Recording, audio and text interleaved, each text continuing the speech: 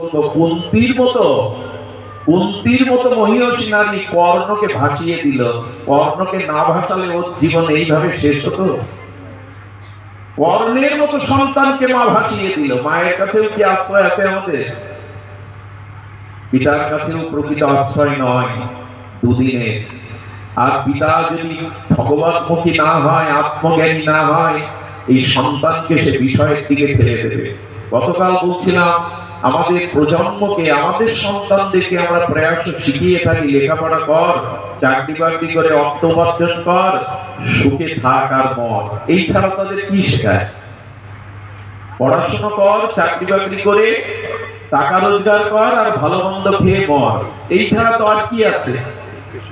একবার বলি না যে মৃত্যুর হাত থেকে তুই কি করে নিষ্কৃতি পাবি, আর তোকে কর্মফল ভোগ করতে বারবার এই জগতে যেন আসা না লাগে না। এই মন্ত্র আজকের পিতামাতা আমরা দেই না তাদের।